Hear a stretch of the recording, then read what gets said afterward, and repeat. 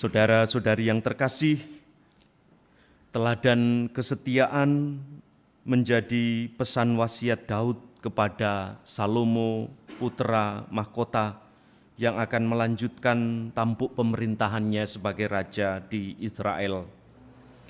Teladan kesetiaan itu yang dipesankan Daud sebenarnya tidak secara 100% atau mulus juga dihidupi oleh Daud. Karena memang dalam sejarah ternyata terbukti bahwa Daud pun pernah tidak setia kepada Allah. Mulai dari ia misalnya saja mengambil istri Uria, kemudian menghitung kekuatan yang menjadi modal secara politis untuknya. Itu menjadi tanda bahwa kesetiaannya sebenarnya berkurang kepada Allah pada saat tertentu. Dan karena kesetiaannya yang tidak penuh itu, ia mendapat ganjaran hukuman dari Allah sendiri. Tetapi secara kerangka perjanjian sebagai warisan dari leluhur, Daud mengakui dan menyadari bahwa ketaatan atau kesetiaan kepada Allah adalah modal untuk eksistensi atau keberadaan dirinya. Maka sebagai sebuah kesadaran terhadap hal itu, ia memberikan wasiat atau sesuatu yang paling berharga sebelum ia meninggal kepada Salomo putranya, yaitu kesetiaan dan ketaatan kepada perintah Allah itu. Dalam sejarah kita juga tahu bahwa Salomo pun sebenarnya pernah jatuh dalam ketidaktaatan, tetapi ia dikenal sebagai raja besar yang bijaksana. Maka ketaatan dan kesetiaan tetaplah menjadi modal untuk sebuah kokohnya perjanjian antara Allah dan manusia, dan itu sebagai wujud dari usaha manusia untuk terus berpegang teguh kepada perintah Allah. Tujuannya tentu adalah keselamatan, karena dalam perjanjian Allah dengan Abraham dan keturunannya, keselamatan itu dianugerahkan melalui kasih Allah dan perjuangan kesetiaan ketaatan manusiawi.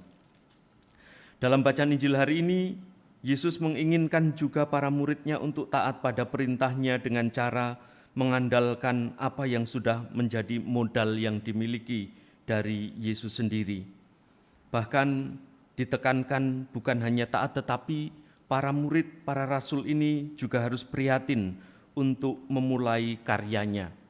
Dan karyanya yang terutama adalah untuk mewartakan pertobatan, karena melalui pertobatan itulah keselamatan atau kerajaan Allah dimulai atau diwujud nyatakan dalam kehidupan.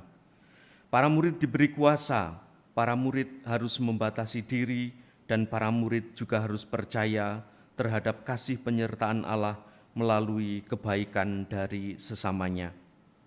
Kebaikan itu bahkan kebaikan yang sifatnya sangat jasmaniah, sifatnya sangat mendasar, yaitu soal makan, soal tempat tinggal.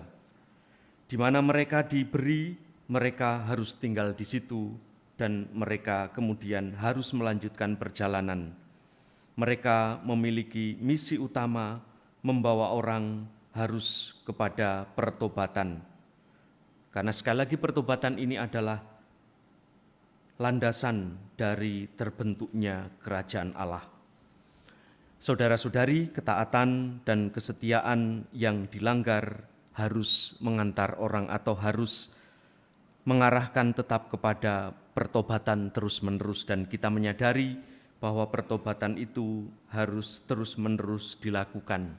Pertobatan itu adalah modal untuk kerajaan Allah, dan jika kita menyadari bahwa setiap saat kita harus bertobat, berarti kita masih berada dalam dalam jalur bahwa kita membawa orang dan membawa diri kita kepada terbentuknya kerajaan Allah. Kerajaan Allah itu diyakini oleh gereja sebagai tempat kasih, tempat keselamatan. Maka untuk membawa orang kepada keselamatan, kita harus melakukan pertobatan itu terus-menerus. Mari kita mohon dengan rendah hati bantuan dari Roh Kudus supaya mengarahkan kita kepada pertobatan yang sejati, yang tertanam dalam diri kita, yang senantiasa harus disadari bahwa kita membutuhkan pertobatan itu supaya kerajaan Allah dapat terwujud.